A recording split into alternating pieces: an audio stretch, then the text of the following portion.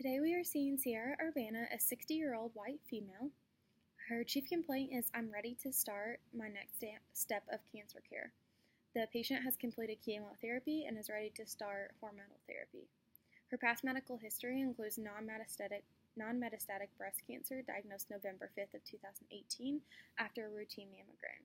She had a lumpectomy surgery in November of 2018 prior to starting her chemo. Her results were ER/PR positive, HER2 negative, and her sentinel node biopsy was positive. She also has a past medical history of hypertension, mild depression, and she had a DVT in August of 2016. Her family history includes a mother with breast cancer. Her social history is that she is a non-smoker.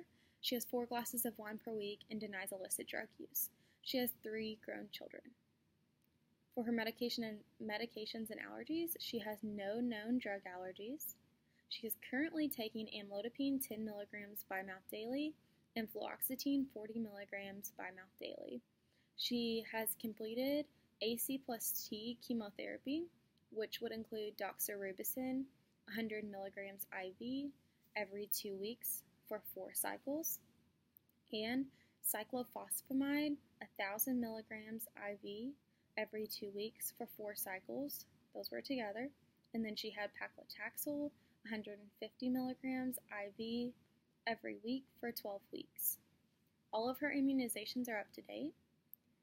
For her physical exam, she had fatigue, myalgias, and arthralgias, but she denies any pain, nausea, vomiting, or other symptoms, and there were no abnormal findings on exam.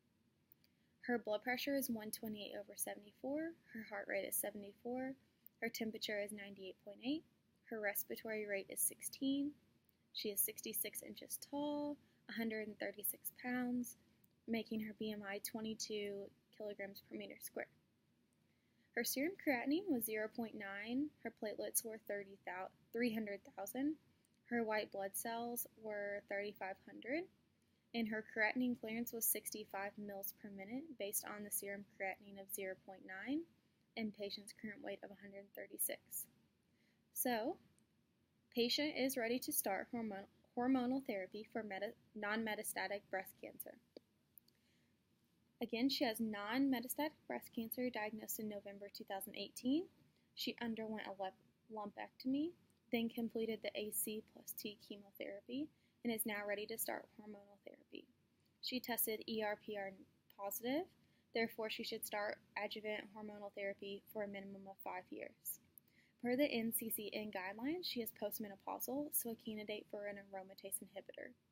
She has current arthralgias and myalgias, which can be exacerbated by some aromatase inhibitors.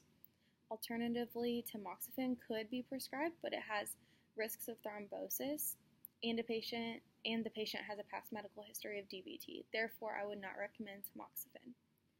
Per Lexicomp, of the current aromatase inhibitors, anastrozole has the least risk of arthralgias and myalgias, even though a risk still exists. Anastrozole does not interact with her other current medications and is okay to use with her current creatinine clearance.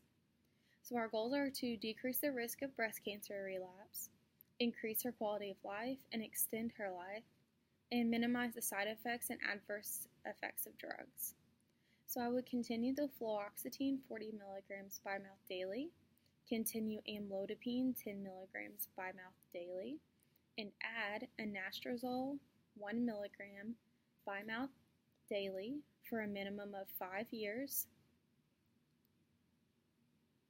You want to monitor bone mineral density, total cholesterol, LDL, and blood pressure, and make sure the patient is reporting any worsening myalgias or arthralgias. Also, we want to monitor adherence to the medication and continue to encourage self-breast exams and mammograms per the physician. Also, as a follow-up, the patient's previous ejection fraction was 55%. I recommend a follow-up with a repeat echo to check ejection fraction again within the next year or per her physician's guidelines. Thank you.